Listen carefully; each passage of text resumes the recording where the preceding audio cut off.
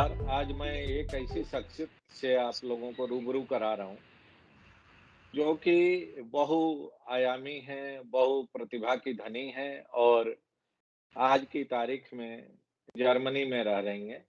लेकिन जर्मनी में रहने के बावजूद उनका दिल और दिमाग और उनकी जो सामाजिक सांस्कृतिक प्रतिबद्धता है, वो भारतीय मूल्यों के प्रति है, भारतीय समाज के प्रति है। और हर क्षण अभी भी वे भारतीय समुदाय के लिए, भारतीय समाज के लिए, भारतीय सभ्यता और संस्कृति के लिए समर्पित हैं। हम बात कर रहे हैं डॉक्टर योजना शाह जैन जी की। डॉक्टर योजना जी इस समय हम सबके सामने मुखातिब हैं। योजना जी का परिचय अगर हम संक्षिप्त में कराएँ तो वे एक प्रोफ़ेशनल हैं, कॉर्पोरेट वर्ल्ड की अगर हम कहें तो स्पेशलिस्ट हैं।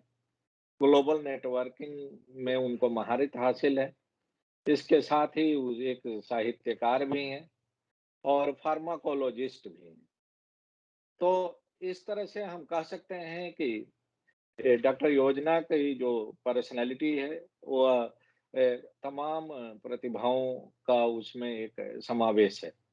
और आज हम इसीलिए उनको हमने सोचा उनसे रिक्वेस्ट किया कि इस समय जो भारत की स्थिति है और ख़ास तौर से पोस्ट कोविड जो हालात हैं भारत में और पूरी दुनिया में, उस पर उनकी राय जानने की कोशिश की जाए।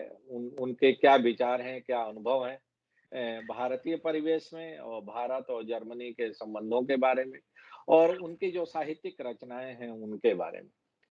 तो योजना जी आपका स्वागत है और अब हम बातचीत की शुरुआत करेंगे और थैंक सबसे पहले तो हम यही आपसे जानना चाहते हैं कि आपकी जो कंपनी है जिसमें आप सीईओ हैं जी। हेल्थ प्रैक्स क्या है और वो किस तरह के एक्टिविटीज में आज की तारीख में लगी हुई है आपकी कंपनी। जी। सबसे पहले तो बहुत-बहुत धन्यवाद। बहुत शुक्रिया इस इतने अच्छे इंट्रोडक्शन के लिए। मुझे लगता है मैं बस एक एक्सप्लोरर हूँ और उस बच्चे को मैंने अपने अंदर ज़िंदा रखा हुआ है जो कई तरह की चीज़ें करना चाहता है, जो मन करता है वो करता है।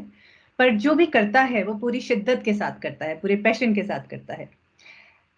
जहाँ तक हेल्थ प्रेक्स की बात है, so it is a digital healthcare technology company, and we envision to become a trusted and prominent health tech organization in the digital health ecosystem. So अगर हम digital health की बात करें, ये term I'm sure आपने definitely सुना होगा. So it's a very broad term और इसके अंदर बहुत सारे value pools आते हैं, spanning from research and development, diagnosis, operations management, wellness, disease prevention, telehealth या remote consultation, remote health management जिसे कहते हैं, और wearables, to name a few. I think it won't be an exaggeration to say that digital technology has the potential to transform healthcare industry worldwide, especially in developing countries like India. क्योंकि ये quality of care को improve कर सकता है, access को improve कर सकता है, इवन रिमोटेस्ट एरियाज में क्वालिटी हेल्थ केयर को मुहैया करा के और at the same time cost को कम करके for both the patients and the providers. तो हमारी कंपनी का ऑब्जेक्टिव है कि हम पेशेंट्स और हेल्थ केयर प्रोवाइडर्स के बीच में जो इंफॉर्मेशन गैप होता है, आप भी अगर ज़्यादातर क्लिनिक्स या हॉस्पिटल्स में अभी इंडिया में जाते होंगे, तो आपको अपना वो बड़ा-सा मोटा-सा फ़ाइल लेके जाना पड़ता है। अगर आप क्रोनिक डिज़ीज़ेज़ के लिए जा रहे हैं, उनको मेंटेन करना होता है, उन कागज़ों को मेंटेन करना होता है। एक बहुत बड़ा डिफ़रेंस जो मैं वेस्टर्न वर्ल्ड में देखती हूँ वर्सेस इंडिया और डेवलपिंग कंट्रीज़ में, वो यही है कि हमारा बेसिक हेल्थ डेटा सेंट्रलाइज़ नहीं है और डिजिटाइज़ नहीं है। और मोदी जी का जो digital health care India, digital India और आयुष्मान भारत का मिशन है, उसके साथ हमारी कंपनी का मिशन अलाइंड है, and this is what we are aspiring for, that we can help digitize and transform the healthcare industry in India. and we are getting started with targeting small and medium-sized clinics, especially in Tier 2 and Tier 3 cities in India. जी, बहुत अच्छा, लेकिन इसके साथ ही आप India के जो infrastructure है, उसके बारे में भी आप भली-भाँति परिचित होंगी। तो आपको क्या लगता है कि कितना वक़्त और लगेगा फुल्ली डिजिटाइज़ होने में, अगर हम इंडिया के मेडिकेयर सिस्टम की बात करें, हेल्थ केयर सिस्टम की बात करें तो, given the present situation in the country? yeah. So if you look at the Tier 1 cities, transformation and digitization started like almost a decade ago. Many digitization companies are already in the market, and in Tier 1 cities, the big hospitals, sophisticated clinics, they already have digital systems. Their clinics are like digital clinics, data is stored and everything.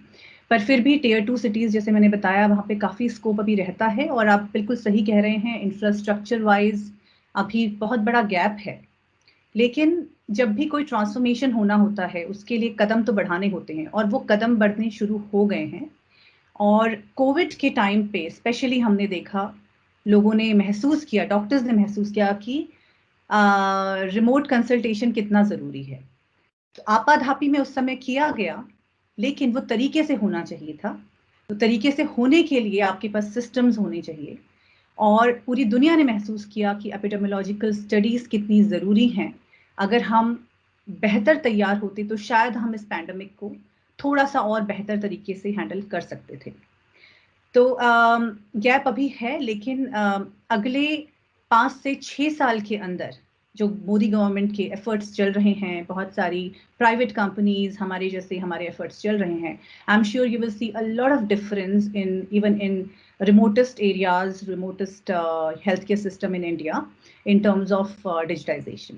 आप 5-6 साल के अंदर काफ़ी changes देखेंगे, और अगले एक decade में मुझे लगता है कि ऑलमोस्ट हेल्थ केयर सिस्टम हमारा डिजिटाइज और सेंट्रलाइज हो चुका होगा। अच्छा योजना जी, इस समय कोविड को लेके इंडिया में खास तौर से कई तरह के र्यूमर भी चल रहे हैं और स्पेकुलेशंस भी चल रहे हैं। कुछ जी, लोगों का मानना है कि वेव थर्ड आने वाला है।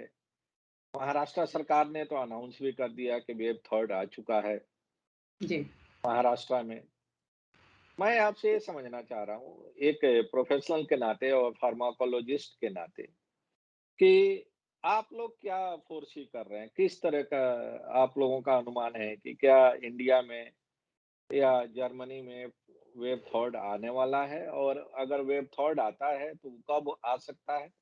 और वो कितना फेटल होगा, कितना खतरनाक, घातक हो सकता है, अगर हम बात करें वेव 2 और वेव 1 से तो?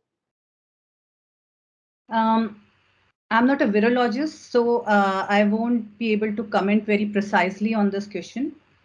पर जहाँ तक वेव्स की बात है, जर्मनी में और कई यूरोपियन कंट्रीज में वेव 3 आके जा चुका है। अभी यहाँ पे फिर से केसेस बढ़ रहे हैं, तो हम कह सकते हैं wave 4, wave 5। So it's like जहाँ पे भी केसेस ड्रॉप होते हैं, वहाँ पे आप कहते हैं एक वेव एंड हो गया। फिर थोड़े महीनों के बाद जब चीज़ें खुलने लगती हैं, तो फिर केसेस इंक्रीज होते हैं। So देखिए, it's a viral infection, it's in the air, it's out everywhere, और हमें उसके साथ जीना सीखना पड़ेगा, हमें उसके साथ फाइट करना सीखना पड़ेगा इंडिविजुअल लेवल पे, by taking precautions, by not taking it lightly, by getting vaccinated, by wearing masks at crowded places, indoor spaces, और एक कंट्री के एक सिस्टम के तौर पे by keeping our healthcare systems ready for such epidemic or pandemic or n number of diseases, क्योंकि Covid अंत नहीं है। ये अगर ज़ीरो पे भी आ जाता है तो भी, जैसा मैंने कहा, वायरस हवा में है, वो म्यूटेट होगा, कुछ और फॉर्म लेगा, यू नेवर नो। इसकी जगह कोई और वायरस आएगा। 2003 में, 2012 में सार्स के आउटब्रेक्स हुए थे। हमने उससे ज़्यादा कुछ नहीं सीखा। हमने उनके वजह से तैयारी नहीं की, हमने एंटीवायरल्स प्रिपेयर नहीं किए। Not India, I am saying the world wide health care system, right? So हमने इतनी बड़ी त्रासदी देखी, इतना बड़ा त्रासदी, इतना बड़ा पेंडेमिक हमने अपने लाइफ टाइम में देखा है। मुझे उम्मीद है कि इसके बाद हम थोड़ा-सा और सचेत होंगे, और हेल्थ केयर इंडस्ट्री अपना आर्सेनल अपने हथियार तैयार करेगी इन टर्म्स ऑफ वैक्सीन तो आ चुकी है, but we need definitely need targeted antivirals as well. तो उसकी तरफ काम किया जाएगा। और जहाँ तक वेव्स की बात है, it's very very difficult to say, कोई भी ऐसा अनुमान, मतलब बहुत मुश्किल है ये कहना कि कब ये खत्म होगा, क्योंकि खत्म होने जैसा मुझे लगता नहीं है इसमें कुछ है। इट्स जस्ट लाइक दैट हम इस हर्डल को, एज ह्यूमन रेस, हम इस हर्डल को पार करके इतने स्ट्रॉन्ग बन जाएं कि हम, वो वायरस हमारे लिए like it becomes another, like flu infection. मैं इसी पर सवाल को पूछना चाह रहा था, इसी से जुड़ा हुआ कि जब हम मेडिकेयर इंडस्ट्री की बात करते हैं, हेल्थ केयर सिस्टम की बात करते हैं, तो जर्मनी तो बहुत ही एक विकसित देशों में है और उससे भारत की तुलना करना मुनासिब नहीं है। लेकिन जी। फॉर द एकेडमिक इनपुट और इन्फॉर्मेशन, अगर मैं आपसे ये जानना चाहूँ कि अगर भारत और जर्मनी के हेल्थ केयर सिस्टम की तुलना करें, वहाँ की इंडस्ट्री और यहाँ की इंडस्ट्री की तुलना करें, इंफ्रास्ट्रक्चर की तुलना करें, तो आप का क्या मानना है, क्या अनुमान है? भारत को अभी कितने और माइल्स चलने पड़ेंगे जर्मनी से मुकाबला करने के लिए हेल्थ केयर से सेक्टर में? जी, मुझे नहीं लगता कि हमें कंपैरिजन करना भी चाहिए, क्योंकि दोनों देशों की अर्थव्यवस्था अलग है, दोनों देशों की डेमोग्राफी अलग है, दोनों देशों का साइज़ बहुत डिफरेंट है। अभी हम एप्पल टू एप्पल कंपैरिजन कर सकते हैं, इसलिए मैं कंपैरिजन नहीं करूँगी। मैं ये कहूँगी कि हम भारत, एक भारतीय होने के नाते, कि हमें ये देखना चाहिए कि हम और देशों से क्या सीख सकते हैं। बहुत सारे देश इंडिया से भी बहुत कुछ सीख सकते हैं, हमारी R&D से बहुत कुछ सीख सकते हैं। लेकिन कुछ चीज़ें ऐसी हैं जो डेफ़िनेटली हमें देखनी चाहिए कि हम और कंट्रीज़ की, जहाँ की हेल्थ केयर सिस्टम बहुत अच्छे से काम कर रहा है, वो कैसे कर रहा है, उसकी पॉलिसी से लेके प्रोसेस और इम्प्लीमेंटेशन तक हम उसको अच्छे से स्टडी करें और देखें कि हम उनमें से क्या चीज़ें, अच्छी चीज़ें ले सकते हैं। जर्मनी का हेल्थ केयर सिस्टम काफ़ी कुछ एक सोशल सिस्टम है। It provides free health care for all, everybody is insured. और आपके पास आपको सोचना नहीं पड़ता है कि अगर आप को किसी भी तरह की कोई प्रॉब्लम है तो आप किसी भी स्पेशलिस्ट पे जाइए। और the barrier to reach any specialist is like negligible, which is something which I admire a lot, because अगर हम और कंट्रीज, फॉर एग्जांपल अमेरिका से कंपेयर करें या यूरोप की और कंट्री से कंपेयर करें, तो जर्मन का हेल्थ केयर सिस्टम बहुत स्ट्रॉन्ग माना जाता है, क्योंकि गरीब हो या अमीर, आपको इंश्योरेंस के अलावा कंप्लीटली हेल्थ केयर फ्री है। और आपके पास अगर इंश्योरेंस कार्ड है तो आप छोटे से छोटी प्रॉब्लम से लेके बड़ी से बड़ी प्रॉब्लम का इलाज करा सकते हैं, किसी भी स्पेशलिस्ट के पास जाकर करा सकते हैं।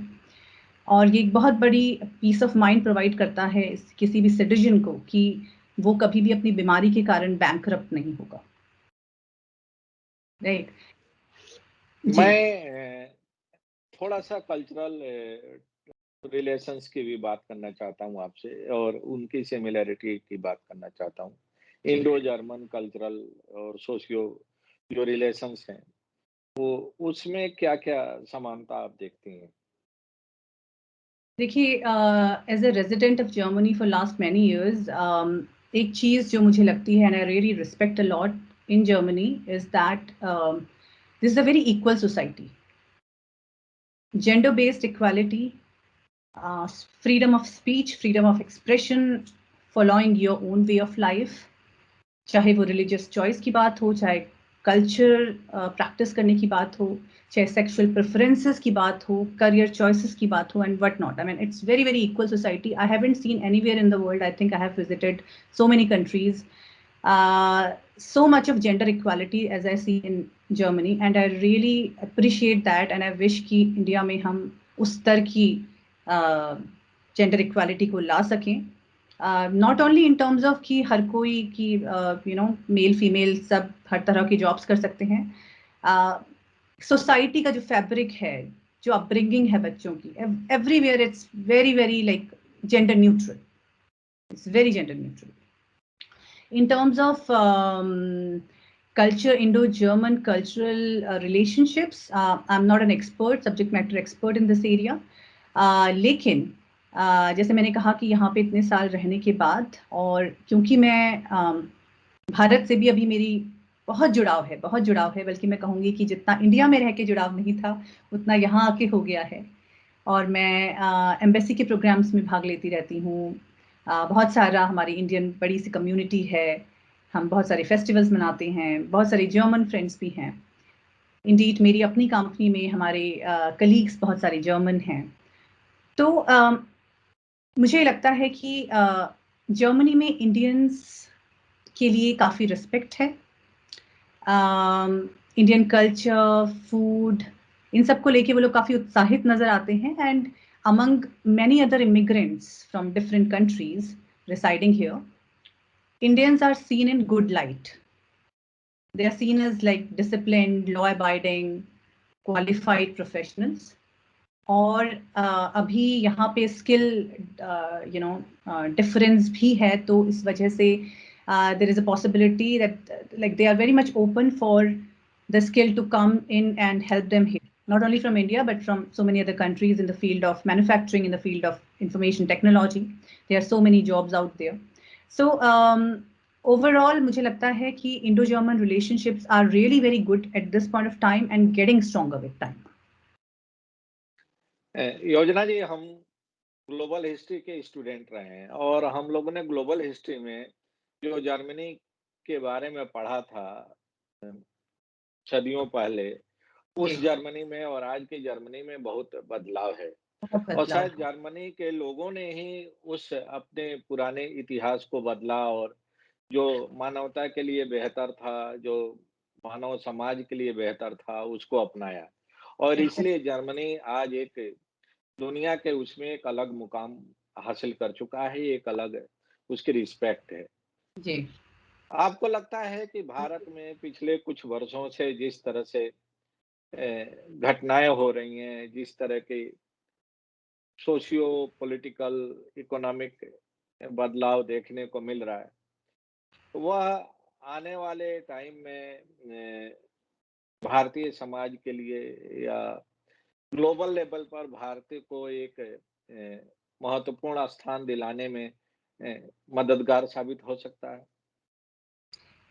मैं इस पे बस इतना टिप्पणी करना चाहूँगी वसिंद्र जी कि वही देश आगे बढ़ सकता है जो जाति, धर्म या किसी भी तरह, किसी भी वजह से इंसानों को ना बाँटे। इन सब से ऊपर उठे और ये सोचे कि एक इंसान की ज़िंदगी को कैसे बेहतर बनाया जा सकता है। उनको कैसे एक अच्छा हेल्थ केयर सिस्टम दिया जा सकता है ताकि लोगों को ऑक्सीजन के लिए लाइन में लग के मरना ना पड़े। कैसे उनके बच्चों को, कैसे ऐसा स्ट्रॉन्ग एजुकेशन सिस्टम बनाया जा सकता है जहाँ पर एक गरीब का बच्चा, एक प्रधानमंत्री का बच्चा और एक स्वीपर का बच्चा एक साथ पढ़े।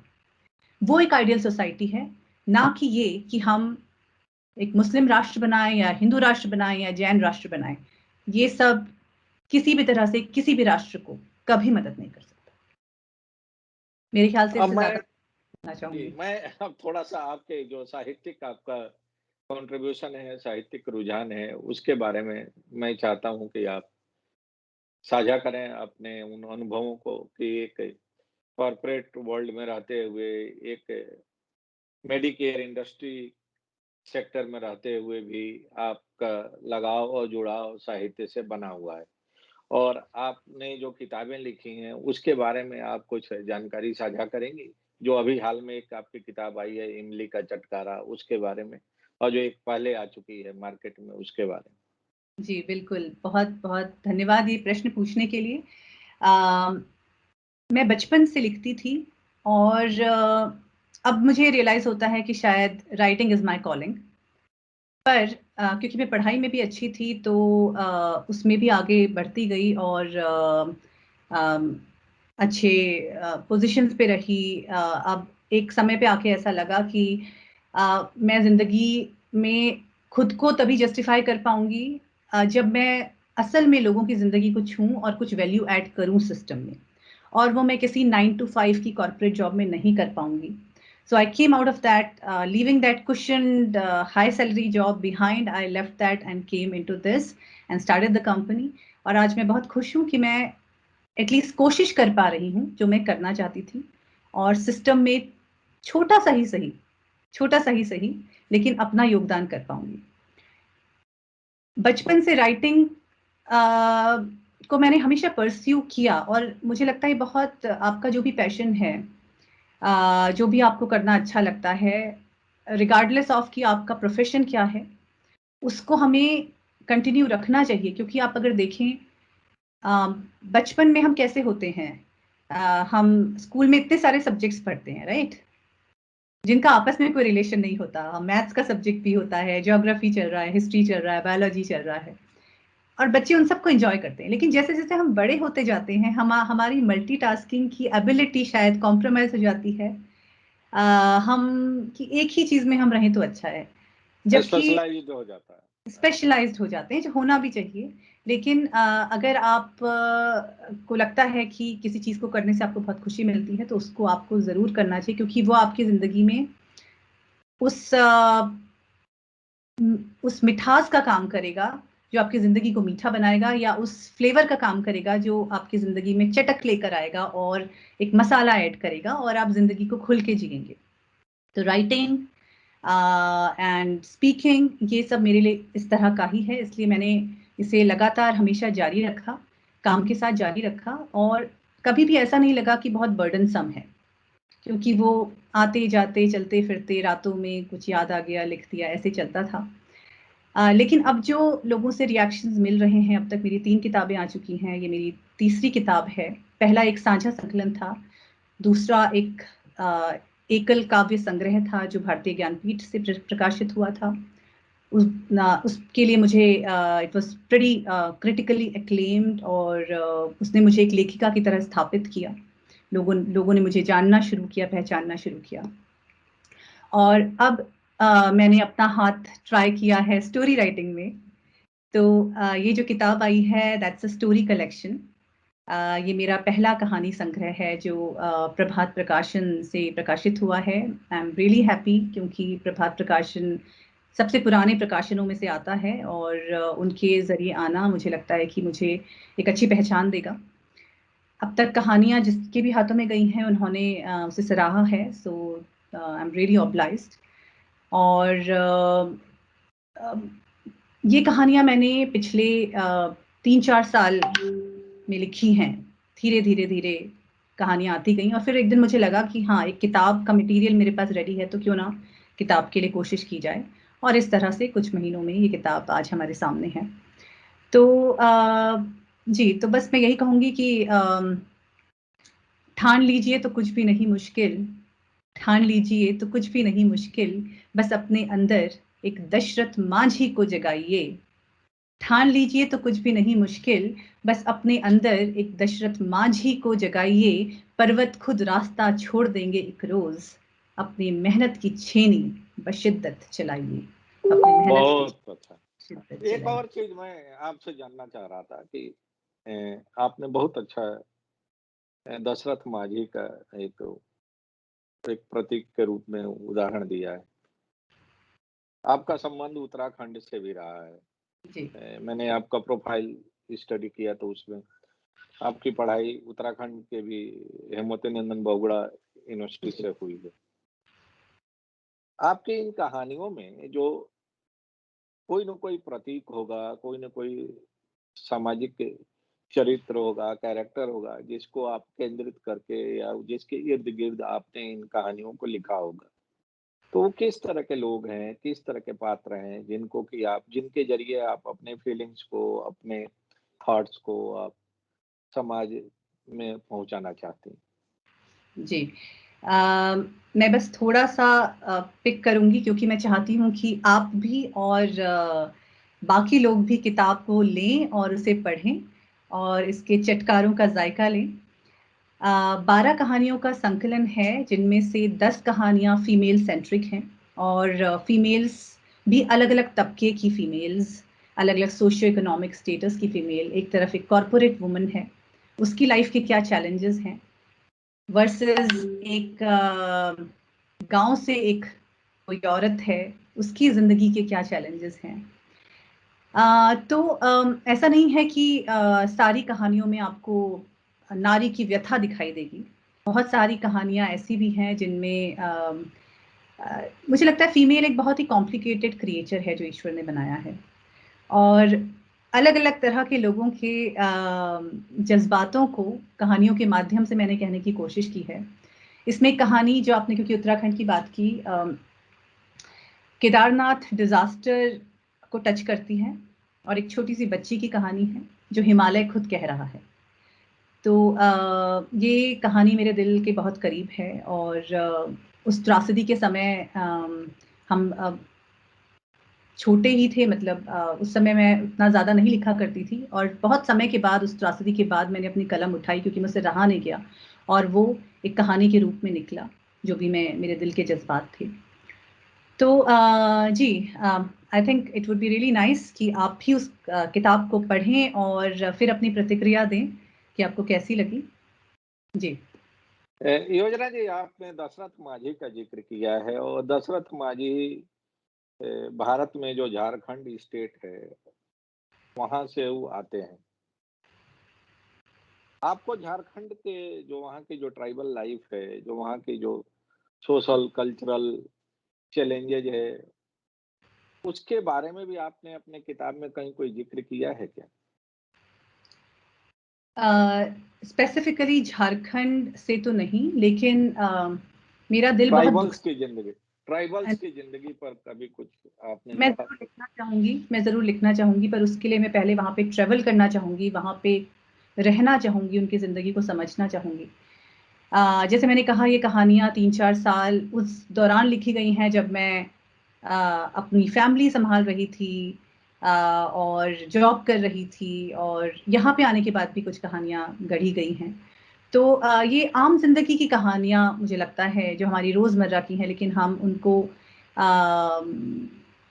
उतना ध्यान नहीं देते। तो रोज़मर्रा की ज़िंदगी की बारीकियों से निकली हुई कहानियाँ हैं, जो मुझे लगता है कि लोगों को कहीं न कहीं खुद से कनेक्ट करेंगी, या ऐसा लगेगा कि अरे! ये तो मेरी कहानी कही जा रही है, या मेरे किसी जान-पहचान वाला कोई है, वो इसका नायक या नायिका है। ट्राइबल्स पे मैं ज़रूर लिखना चाहूँगी, लेकिन फ़िलहाल इस किताब में ऐसी कोई कहानी नहीं है। पर हाँ, अ, पलायन की वजह से मेरा मन बहुत दुखता है, ख़ासकर गाँव से जो लोग शहर में आते हैं, और उन्हें हज़ार तरह की दिक्कतों का सामना करना पड़ता है, क्योंकि आप भी जानते हैं कि इंडिया में बहुत सारे इंडिया रहते हैं। इंडिया में वो इंडिया भी है जिसको आप अमेरिका से, जर्मनी से कंपेयर कर सकते हैं, और वो इंडिया भी है जिसका शायद कुछ कह पाना हमारे लिए ही बड़ा शर्मनाक है। तो वो 2 इंडिया जब मिलते हैं, तो क्या होता है? इस तरह के कई हादसे, कई घटनाएँ, कई अनुभव आपको उन कहानियों में नज़र आएँगे। मैंने एक चीज़ और देखा है आपके प्रोफ़ाइल में कि मुझे लगा कि आपका मीडिया से भी काफ़ी राब्ता है, सरोकार है और मीडिया एक्टिविटीज़ में भी आपकी कहीं न कहीं भागीदारी है। हुँ, हुँ। अगर मैं आपसे ये कहना चाहूँ कि इंडियन मीडिया की जो हालत है, उसकी तुलना अगर हम जर्मन मीडिया से करें, तो आपका क्या अनुभव है? अगर मीडिया के फ्रीडम, मीडिया के रोल, मीडिया की प्रायोरिटीज़ की बात करें कि आज की तारीख में जो इंडियन मीडिया की प्रायोरिटीज़ हैं, मेन स्ट्रीम मीडिया की हुँ। और जो जर्मन मेन स्ट्रीम मीडिया है, उसमें किस तरह का आप अंतर और अ, बदलाव देख रही हैं? अगेन, मैं media, I am not a media person. मैंने ज़रूर कुछ एक योजना कैंडिडेट टॉक शो करके एक शो शुरू किया था, जिसमें मैंने कई जानी-मानी हस्तियों का इंटरव्यू लिया। मोस्टली साहित्यिक, एंटरप्रेन्योर्स, डॉक्टर्स। तो वो उनकी ज़िंदगी को दिखाने का मेरा एक कोशिश थी, कि आम ज़िंदगी के हीरोज़ कैसे होते हैं। हम डॉक्टर्स को भूल जाते हैं, हम सिर्फ़ उन लोगों को देखते हैं जो स्क्रीन पे नज़र आते हैं, जो फ़िल्मों में, धारावाहिकों में नज़र आते हैं। तो मेरी कोशिश ये रही है, और अभी भी वो शो करती हूँ कभी-कभार, अभी काफ़ी कम हो गया है। तो इस तरह का ही मेरा मीडिया इंटरैक्शन रहा है। I am not a media person, but yes, in general I can say India का मीडिया बहुत ज़्यादा मसालेदार मीडिया है। और उसको अननेसेसरी मसाला लगाया जाता है, जो कई लोगों के लिए और ओवरऑल मीडिया के अपने ग्रोथ के लिए और उसको सच्चा बनाए रखने के लिए बहुत घातक है। It's very toxic. मैंने बहुत समय से इंडियन धारावाहिकों को और इनको न्यूज़ को फॉलो करना बंद कर दिया था। I just look for the sources from where I can get the authentic information, crisp information, क्योंकि पूरा दिन न्यूज़ देखने का टाइम शायद से जिनके पास बहुत सारा टाइम हो उनके अलावा लोगों के पास नहीं होता होगा। सो अभी बहुत सारी ऐसी चीज़ें आ रही हैं जो क्लेम करते हैं कि हम ऑथेंटिक और क्रिस्प इन्फॉर्मेशन दिखाते हैं, and that is the future. अगर इंडियन मीडिया ने इससे सबक नहीं लिया तो शायद हम वापस वो वाला इरा में हमें जाना चाहिए जहाँ पे सिर्फ 9 बजे यू नो दैट पूरे दिन भर की हेडलाइंस आती थी और लोग उसे बहुत शौक से देखते थे क्योंकि उन्हें पता था कि ऑथेंटिक हैं, बजाय कि दिन भर के 24/7 के न्यूज़ चैनल्स चलने की जगह, जो न्यूज़ चैनल्स होने की जगह सिर्फ मसाला मूवीज़ हैं। ये मेरा टेक है इसके ऊपर। और जहाँ तक जर्मनी की बात, यूरोप का मीडिया मुझे लगता है इन जनरल, मैं यूरोप की बात करूँगी, बहुत माइल्ड है, बहुत फैक्ट बेस्ड है। ज़्यादातर ऐसा कुछ सेंसेशनल क्रिएट नहीं किया जाता। ये मेरा हाई लेवल व्यू है। मैं बहुत ज़्यादा उस मीडिया को भी फॉलो नहीं करती, लेकिन based on my high level analysis this is what I can say comparatively. मैं अपना एक एक्सपीरियंस आपसे साझा करना चाहता हूँ। मैं जब मेन स्ट्रीम मीडिया में था तब भी, और अभी कुछ महीने से मैंने एक अल्टरनेटिव मीडिया के तौर पर थोड़ा बहुत शुरू किया है काम मैंने, ब्लॉग लिखना और अपने इंटरव्यूज़ करना। इस ठीक उसी पैटर्न पर जिस पैटर्न पर आप जर्मनी में करती रही हैं, प्रोफ़ेशनल्स का या अनसंग हीरोज़ का, जो कि सोसाइटी को बनाने में सोसाइटी को कंट्रीब्यूट कर रहे हैं और उनके बारे में ज़्यादा चर्चा नहीं होती। तो जी, मेरी भी कोशिश यही है पिछले कुछ दिनों से कि मैं उन लोगों को समाज से और देश के अलग-अलग और दुनिया के अलग-अलग हिस्सों में जो लोग इस क्षेत्र में काम कर रहे हैं, उनको खोजा जाए, उनसे रिक्वेस्ट किया जाए, उनकी बात समाज और दुनिया के सामने रखी जाए। जी, उसी सीरीज़ में मैंने आपको भी अप्रोच किया था, एंड आई एम थैंकफुल कि आपने अपना टाइम दिया और हमसे अपनी जानकारी और अपने अनुभव साझा किए। मैं जी। एक अपना अनुभव आपसे शेयर करना चाह रहा हूँ, चूँकि मीडिया की चर्चा चली और ऑथेंटिसिटी और क्रेडिबिलिटी की आपने चर्चा की। बहुत ही मर्यादित शब्दों में, बिना ज़्यादा हार्श हुए इंडियन मीडिया के प्रति। मेरा जो अनुभव है, जब मैं ब्लॉग लिखता हूँ, जब मैं पहले भी लिखता था, अभी फिर शुरू किया हूँ लिखना, तो जितने लोग इंडिया में मेरे ब्लॉग को नहीं पढ़ते थे, उससे ज़्यादा लोग यूरोप और नॉन हिंदी कंट्रीज़ में पढ़ते थे, जो कि इंडियन ओरिजिन के लोग हैं, जो हिंदी लैंग्वेज लिखना पढ़ना जानते हैं और कि अपने रोज़गार के सिलसिले में इंडिया से बाहर सेटल्ड हैं। हुँ, हुँ। तो ये बात बिल्कुल सच है, आपकी जो ऑब्जर्वेशन है, फाइंडिंग है कि इस समय there is a crave for truth, कि सच्चाई जानने की ललक है, लालसा है लोगों के मन में। और इंडिया में जो लोग हैं, उनके मन में भी है, और इंडिया से ज़्यादा उन लोगों के मन में है, जो इंडिया से बाहर हैं, जो कि इंडिया के बारे में सच्ची जानकारी हासिल करना चाहते हैं। और उनको आज की तारीख में जो इंडिया की जो मेन स्ट्रीम मीडिया है, उससे वह एपेटाइट पूरा नहीं हो रहा है, वह जानकारी नहीं मिल रही है, जिस तरह जी। की फि जानकारी उनको चाहिए। और इसलिए हम सबकी ज़िम्मेदारी है, हमारे आप जैसे प्रोफ़ेशनल्स की, कि जो समाज में लोग कंट्रीब्यूट करने वाले हैं, जो अ, सचमुच एक सेंसिटिव सिटीज़न्स हैं और जो समाज को एक जाति और धर्म और इज़्म से ऊपर रख के बनाना चाहते हैं और उसको स्ट्रेंथन करना चाहते हैं, उन तक हम लोग सही जानकारी पहुँचाएँ। तो मेरा यही एफ़र्ट था और इसी एफ़र्ट और इनिशिएटिव के तहत मैंने आपको तकलीफ़ दी, इसके लिए बहुत-बहुत धन्यवाद। और आई एम मुझे उम्मीद है कि आगे भी हम लोग फिर किसी दूसरे विषय पर चर्चा करेंगे और अपनी जानकारी से सोसाइटी को इनरिच करने की कोशिश करेंगे।